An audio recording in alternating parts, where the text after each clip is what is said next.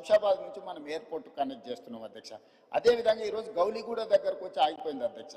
Old సిటీలో ఎప్పుడు metro విస్తరించాలని ఆనాటి ప్రభుత్వం మంజూరు చేసిన తర్వాత తెలంగాణ రాష్ట్రంలో పనులు ముందుకు జరగలేదు. అందుకే ఈరోజు గౌలిగూడ నుంచి ఫలక్నామా నుంచి చంద్రాయన్గుట్ట జంక్షన్కి ఈరోజు మెట్రో కనెక్ట్ చేస్తున్నాం. ఐటీ పరిశ్రమలు ఉన్న ప్రాంతం రాయదుర్గం వరకు మెట్రో వచ్చింది. కానీ ఫైనాన్షియల్ డిస్ట్రిక్ట్ అదేవిధంగా నియోపోలిస్లో ఈరోజు లక్షలాది మంది ఐటీ ఉద్యోగులు పనిచేస్తున్నారు. దాన్ని అక్కడికి పొడిగించడానికి ఈరోజు చందానగర్ వరకు ఆగిపోయింది అధ్యక్ష. వాస్తవంగా బిహెచ్ఎల్ రామచంద్రాపురం నుంచి అత్యధికంగా జనాలు మనకి ఈ వైపు ప్రయాణం చేస్తున్నారు అధ్యక్ష. ఇట్లా ప్రతి దగ్గర లాస్ట్ మైల్ కనెక్టివిటీ ఎక్కడెక్కడైతే లేదో ఈరోజు ఆ లాస్ట్ మైల్ కనెక్టివిటీని విస్తరణ రెండో విడత కింద ఈరోజు మెట్రోను విస్తరించడం ద్వారా ఈ ప్రాంతంలో నివసించే ప్రతి వాళ్లకు, విద్యార్థులకు కావచ్చు, ఉద్యోగస్తులకు కావచ్చు, ఈ ప్రాంత ప్రజలకు 76 కిలోమీటర్లు 24,000 కోట్ల రూపాయలతో నిర్మాణం చేయడానికి అన్ని ప్రతిపాదనలు సిద్ధమైనాయి. ఇప్పుడు ఈ నెలాఖరు వరకు కానీ లేకపోతే ఏప్రిల్ నెలలో ఎల్ఎన్టీ నుంచి మనం మెట్రోని స్వాధీనం చేసుకుంటే భవిష్యత్ కార్యాచరణ ముందుకు వెళ్తుంది. కేంద్ర ప్రభుత్వం కూడా సానుకూలంగా స్పందించింది భవిష్యత్తు విస్తరణ కోసం మెట్రో విషయంలో సంబంధించి అధ్యక్ష. అదేవిధంగా ఎలివేటెడ్ కారిడార్స్ మీకు తెలుసు అధ్యక్ష. 2004లో రాజశేఖర రెడ్డి గారు ముఖ్యమంత్రిగా ఉండి మన్మోహన్ సింగ్ గారు ప్రధానమంత్రిగా ఉన్న మన కంటోన్మెంట్ ఏరియాలో డిఫెన్స్ ల్యాండ్స్ 1 ఇంచు కూడా మనం తీసుకోలేకపోయినాం అధ్యక్ష. కానీ 2023 డిసెంబర్ 7న మనం బాధ్యత తీసుకున్న తర్వాత కేంద్ర ప్రభుత్వంతో చర్చించి ఒక సానుకూలమైన వాతావరణంలో దాదాపుగా 153 ఎకరాలు ఇటు షామీర్పేట వైపు అటు మేడ్చల్ వైపు ఎలివేటెడ్ కారిడార్ కట్టడానికి అవసరమైన రోడ్ల విస్తరణ కోసము భూసేకరణకు కేంద్ర ప్రభుత్వాన్ని ఒప్పించి ఈరోజు డిఫెన్స్కు జవహర్ నగర్లో వాళ్ళ ఫైరింగ్ రేంజ్ కోసం దానికి భూమికి బదులు భూమి ఇచ్చి ఈరోజు విస్తరణ కోసం ఒప్పించిన పనులు వేగంగా జరుగుతున్నాయి అధ్యక్ష. ఉత్తర తెలంగాణ మొత్తం అక్కడి వరకు వచ్చి బాటిల్ నెక్ అయిపోతుంది అధ్యక్ష. మీ కరీంనగర్ ఆదిలాబాద్ నుంచి ఆ ప్రాంతాల నుంచి ఎవరు వచ్చినా ఎగ్జాక్ట్గా మీకు ఆ కంటోన్మెంట్ ఏరియాకు రాగానే ఇంచు టు ఇంచు కదలాల్సిన పరిస్థితి వచ్చింది అధ్యక్ష. అందుకే ఈరోజు ఈవెన్ బేగంపేట ఎయిర్పోర్ట్లో కూడా ఎయిర్పోర్ట్ మధ్యలో నుంచి ఈరోజు అండర్ పాస్కి మనం అనుమతి తీసుకొచ్చినాం అధ్యక్ష. ఎయిర్పోర్ట్ అథారిటీ ఆఫ్ ఇండియా నుంచి దేశంలో ఎక్కడ కూడా పైన విమానాలు ఎగురుతుంటే ఎయిర్పోర్ట్ రన్వే కింద నుంచి రోడ్ ఎక్కడ లేదు అధ్యక్ష. మొదటిసారి మనం కేంద్ర ప్రభుత్వాన్ని ఒప్పించి ఈ ప్రాంత ప్రయాణికులకు ముఖ్యంగా ఉత్తర తెలంగాణకు పోయే ప్రయాణికులకు ఇబ్బంది జరగొద్దని పైనుంచి విమానాలు ఎగురుతుంటే కింద అండర్ టన్నెల్ మనం రోడ్డు అనుమతి తీసుకొచ్చినాం. ఈరోజు పనులు జరుగుతున్నాయి అధ్యక్ష. కాబట్టి ఈరోజు ప్రతి దగ్గర నల్గొండ జంక్షన్ హైదరాబాద్లో ఉంది అధ్యక్ష. ఎందుకు నల్గొండ చౌరస్తా అన్నారు అధ్యక్ష? కంప్లీట్గా నల్గొండ ప్రాంతానికి అక్కడి నుంచి వెళ్తాం. ఎక్కడి నుంచి నగరంలో నుంచి ప్రయాణం చేయాలన్నా నల్గొండ ప్రాంతానికి వెళ్ళాలి అని అంటే ఆ చౌరస్తాకి రావాల్సిందే. ఆ చౌరస్తాకి రాకుండా ఒకప్పుడు నల్గొండ పోవడానికి లేదు. ఈరోజు ఔటర్ రింగ్ రోడ్ వచ్చినాక నల్గొండ చౌరస్తా ప్రాధాన్యత ఏమైనా తగ్గినా హైదరాబాద్లో నల్గొండ చౌరస్తా ఉంది అని అంటే నల్గొండ ప్రాంతానికి అది ఒక బాటిల్ నెక్. ఇవాళ ఎలివేటెడ్ కారిడార్ మనం పూర్తి చేసుకోబోతున్నాం. జూన్ జూలై వరకు దాన్ని కంప్లీట్ చేస్తే అటు సంతోష్ నగర్ వైపు కానీ ఇటు దిల్సుఖ్ నగర్ వైపు కానీ అటు మనకు నల్గొండ పోవడానికి అవసరమైన విజయవాడ ప్రాంతానికి పోవడానికి అవసరమైన ఎలివేటెడ్ కారిడార్స్ కూడా ఈరోజు మనం కంప్లీట్ చేసుకుంటున్నాం అధ్యక్ష. అదేవిధంగా మనకు బంజారా హిల్స్ కానీ జూబ్లీ హిల్స్ కానీ మాదాపూర్ కానీ లేకపోతే పంజగుట్ట చౌరస్తా కానీ ఈ ప్రాంతాలన్నీ కూడా ట్రాఫిక్ మోరార్లెస్ ఎయిర్పోర్ట్ పోవాలంటే మనకు హైటెక్ సిటీ వైపు నుంచి దుర్గం చెరువు వైపు నుంచి పోయే పరిస్థితి.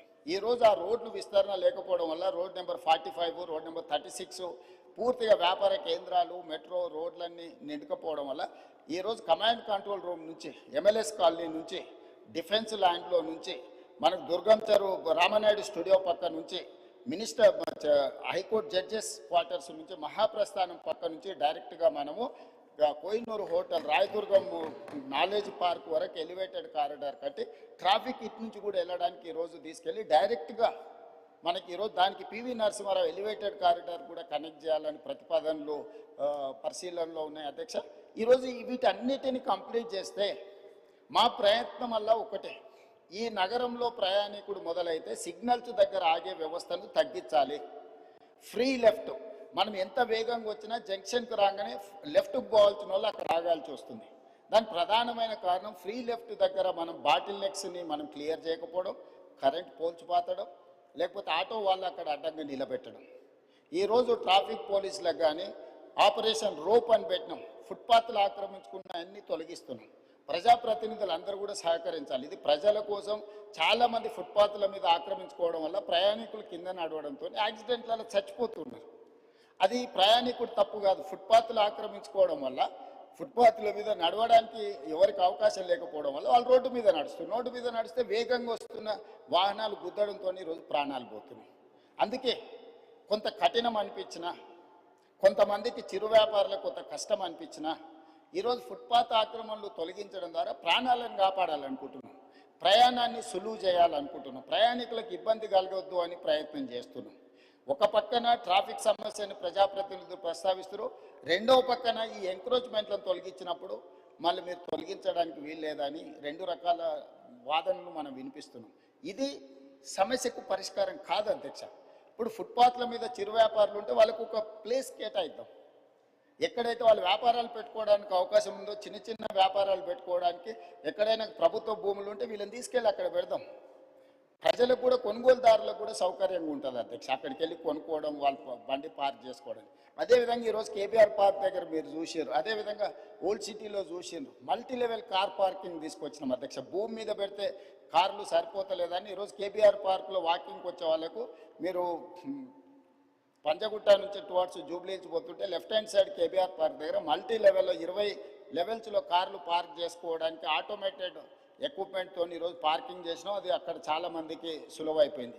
ఈ మధ్యలోనే మనం నాంపల్లి ప్రాంతంలో multi level car parking inaugurate చేసుకున్నాం. సో ఇదన్నీ కూడా రిఫార్మ్స్లో భాగంగా, ఒకటి వాహనాలు ప్రయాణించడానికి అవసరమైన ఏర్పాట్లు చేయడం, రెండు నిలుపుకోవాలనుకున్న వాహనదారులకు రోడ్డు మీద లేకపోతే ఇతర ప్రాంతాలలో పార్కింగ్ లేకపోవడం వల్ల మల్టీ లెవెల్ కార్ పార్కింగ్ ఏర్పాటు చేయడం. అదేవిధంగా ఒక కారులో ఒక్కొక్కరు ప్రయాణించే కంటే మల్టీ ట్రాన్స్పోర్టేషన్ అంటే మెట్రో కానీ ఇతర బస్సులు కానీ ఇవి కానీ ఫ్రీగా ప్రయాణించడానికి అవసరమైన ప్రయాణాలు కూడా ఈరోజు మనం ఏర్పాటు చేయాలని అనుకుంటున్నాం. దీంట్లో భాగంగా సిటీని కంప్లీట్గా కోర్ అర్బన్ రీజన్ ఎకానమీ ఏదైతుందో, అవుటర్ రింగ్ రోడ్ ఇన్సైడ్ 2073 కిలోమీటర్లు ఏదైతుందో దీన్ని సర్వీస్ సెక్టర్గా మారుస్తున్నాం స్పీకర్ సార్. ఎందుకు అని అంటే ఈ ప్రాంతంలో పరిశ్రమలు ఉంటే ఈ పరిశ్రమలు వెదజల్లే కాలుష్యం వల్ల ఇది ఢిల్లీ లాగా మళ్ళొక్క కాలుష్య నగరంగా మారబోతుంది. అందుకే హిల్ట్ పాలసీ తీసుకొచ్చినాం. ఎవరికైతే భూమి ఉందో, ఎవరైతే పరిశ్రమల కోసం 50 ఏళ్ళ 60 ఏళ్ళ కింద కొనుగోలు చేసిండ్రో, మీ పరిశ్రమలో అవుటర్ రింగ్ రోడ్ అవుట్ సైడ్కి మీరు తరలించుకోండి, ప్రభుత్వ భూమి ఇస్తుంది. ఈ భూములను మీరు మల్టీ జోన్ కింద కన్వర్షన్ ఇస్తాం, దానికి ప్రభుత్వం కొంత ఛార్జ్ చేస్తుందని మేము ఒక జీవో తీసుకొచ్చిన హిల్ట్ పాలసీ తెచ్చినాం. దాని మీద కూడా ఆరోపణలు చేసి గందరగోళం చేసి ఈ రకంగా చేయడం వల్ల మనం ఏదైతే ఈ ట్రాఫిక్ను మనం ఒక సరైన దారిలో పెట్టాలనుకుంటున్నాం దానికి అడ్డంకిగా మారుతుంది అధ్యక్ష. ఇవేవి భూములు దారదత్తం కాదు.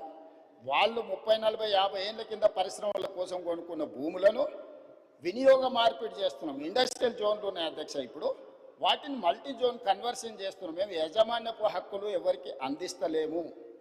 అవి కూడా నోటిఫైడ్ చేసిన పరిశ్రమలను కూడా ఆ జీవోలో నోటిఫై చేసిండు మా మంత్రి గారు. కాబట్టి దీన్ని కూడా ఈ నగరంలో ఉండే ముఖ్యంగా ప్రజాప్రతినిధులు అర్థం చేసుకొని సహకరించాల్సిన అవసరం ఉన్నది. అదేవిధంగా outer ring road out side ఇప్పుడు రీజనల్ రింగ్ రోడ్ రాబోతుంది అధ్యక్ష. కేంద్ర ప్రభుత్వం నార్థన్ పార్ట్ ఆల్మోస్ట్ ఆమోదం తెలిపింది.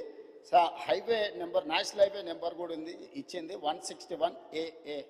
సో 160 కిలోమీటర్స్కి ఇప్పుడు ఈరోజు నేషనల్ హైవే అథారిటీ కింద ring road regional ring road కట్టడానికి ఇచ్చి ఇప్పుడు సదరన్ పార్ట్ కూడా అడుగుతున్నాం. అది 360 కిలోమీటర్లు రాబోతుంది అధ్యక్ష. ఈ 360 కిలోమీటర్లు ఎప్పుడైతే రీజనల్ రింగ్ రోడ్ వస్తుందో, outer ring road 160 kilometres, regional ring road 360 kilometres. ఈ రీజనల్ రింగ్ రోడ్కి అవుటర్ రింగ్ రోడ్ నుంచి రీజనల్ రింగ్ రోడ్కి రేడియల్ రోడ్స్ వేస్తున్నాం అధ్యక్ష.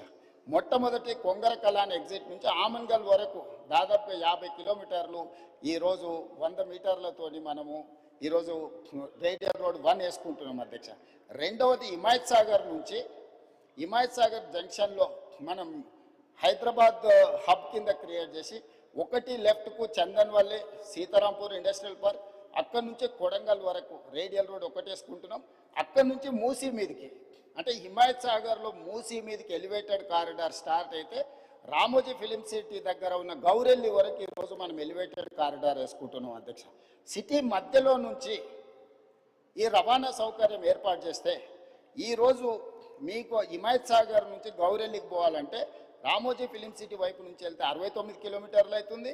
పటాన్ చెరువు నుంచి పోవాలని అంటే దాదాపుగా మీకు 80 కిలోమీటర్లు అవుతుంది అధ్యక్ష, 90 కిలోమీటర్లు అవుతుంది. సో ఈ మధ్యలో నుంచి వెళ్తే 35 కిలోమీటర్లనే మనము నార్సింగ్ నుంచి మనం డైరెక్ట్గా గండిపేట నుంచి గౌరెల్లి వరకు 40 కిలోమీటర్లు ప్రయాణం చేస్తే ఎలివేటెడ్ కారిడార్లో మనం చేరుకుంటాం అధ్యక్ష. సిటీలో ఉన్న వాళ్ళు కూడా ఎక్కడికి వెళ్ళాలన్నా సుదూరం ప్రయాణం చేయాల్సి వస్తుంది. అందుకే ప్రతి దగ్గర ఇప్పుడు చార్మినార్ గౌలిగూడ బ్రిడ్జ్ దగ్గర ఒక ట్రంపెట్ వస్తుంది, చాదర్ఘట్ బ్రిడ్జ్ దగ్గర ఇంకొక ట్రంపెట్ వస్తుంది, నాగోల్ దగ్గర ఇంకొక ట్రంపెట్ వస్తుంది, అంబర్పేట్ జంక్షన్లో మీకు ఒక ట్రంపెట్ వస్తుంది. అంటే సిటీలో ఉన్న వాళ్ళు డైరెక్ట్గా ఎలివేటెడ్ కారిడార్ ఎక్కేసి సిటీ బయటకు వెళ్ళడానికి అవసరమైన ప్రయాణం చేయడానికి ఈరోజు సిటీ మధ్యలో నుంచి ఒక బ్రహ్మాండమైన elevated corridor all along with Musi. మన భూసేకరణ కూడా ఎక్కువ ఉండదు. ఎలివేటెడ్ కారిడార్ మూసీతో పాటు చేసుకుంటే మూసీ సుందరీకరణతో పాటు మూసీ బఫర్ జోన్లో మనము యాక్టివిటీ జోన్ కింద మార్చుకొని ఈ ఎలివేటెడ్ కారిడార్ నిర్మించుకుంటే హైదరాబాద్ ఒక అద్భుతమైన నగరంగా మారుతుంది అధ్యక్ష. ఈరోజు మూసీలో ఫ్రెష్ వాటర్ని ఫ్లో చేయడానికి గోదావరి జలాలను 20 టీఎంసీలు హైదరాబాద్ నగరానికి తరలిస్తున్నాం. 17.5 టీఎంసీలు తాగునీటి కోసం, 2.5 టీఎంసీలు హిమాయత్ సాగర్, ఉస్మాన్ సాగర్లో పోసి మూసి మొత్తం ఆ నీళ్ళను ప్రవహిస్తే కింద నల్గొండలో వ్యవసాయానికి ఉపయోగపడే విధంగా ఒక ఫ్రెష్ వాటర్ని ఫ్లో చేస్తాను. మూసీలో ఉన్న కాలుష్యం ఈరోజు నగరంలో ఉండే అన్ని డ్రైనేజ్ వ్యవస్థలన్నీ అక్కడికి వస్తున్నాయి అధ్యక్ష. నగరంలో 783 స్క్వేర్ కిలోమీటర్లు టెరేన్ ఇట్లు ఉండడం వల్ల ఇక్కడ ఉండే డ్రైనేజ్ వ్యవస్థ కానీ, వర్షాలు కానీ, కాలుష్యం నీరు కానీ, పరిశ్రమల నీళ్లు కానీ మూసీలకే వచ్చి చేరుతున్నాయి అధ్యక్ష. ఈరోజు ఈ డ్రైనేజ్ వ్యవస్థను మొత్తం అరెస్ట్ చేసి సివరేజ్ ట్రీట్మెంట్ ప్లాంట్లు పెట్టి ఆ వాటర్ని ట్రీట్ చేసి ఆ వాటర్ని కూడా హైదరాబాద్ నగరంలో కన్స్ట్రక్షన్ పరిశ్రమలకు వాడాలని, ఇండ్లు కట్టుకోవడానికి, నిర్మాణానికి వాడడానికి, పరిశ్రమల నీళ్లు వాడడానికి, డేటా సెంటర్స్కు నీళ్లు చాలా అవసరం అధ్యక్ష. ఈ గ్రే వాటర్ని డేటా సెంటర్స్కి ఇవ్వడానికి ఈరోజు ఒక బ్రహ్మాండమైన ప్రణాళికతో మనం ముందుకు వస్తున్నాం అధ్యక్ష. ఈ నగర ఇక నెక్స్ట్ అప్డేట్స్ చూస్తే ఫీజు రీయింబర్స్మెంట్ నిధులు వెంటనే విడుదల చేయాలని డిమాండ్ చేస్తూ బీఆర్ఎస్ ఆందోళన చేసింది. హైదరాబాద్ గన్ పార్క్ వద్ద పార్టీ ఎమ్మెల్యేలు, ఎమ్మెల్సీలు ప్లకార్డులతో నిరసన తెలిపారు. రేవంత్ రెడ్డి ప్రభుత్వం అన్ని వర్గాల ప్రజల జీవితాలతో చెలగాటమాడుతోందని మండిపడ్డారు. ప్రభుత్వం వల్ల విద్యార్థులు చదువుకు దూరం అవుతున్నారని మండిపడ్డారు. 12,000 కోట్ల రూపాయల ఫీజు రీయింబర్స్మెంట్ బకాయిలు వెంటనే విడుదల చేయాలని డిమాండ్ చేశారు. ఎస్సీ, ఎస్టీ, బీసీ విద్యార్థుల విషయంలో ప్రభుత్వానికి చిత్తశుద్ధి లేదని విమర్శించారు. కేసీఆర్ హయాంలో సకాలంలో ఫీజు రీయింబర్స్మెంట్ నిధులు విడుదలయ్యాయని చెప్పారు.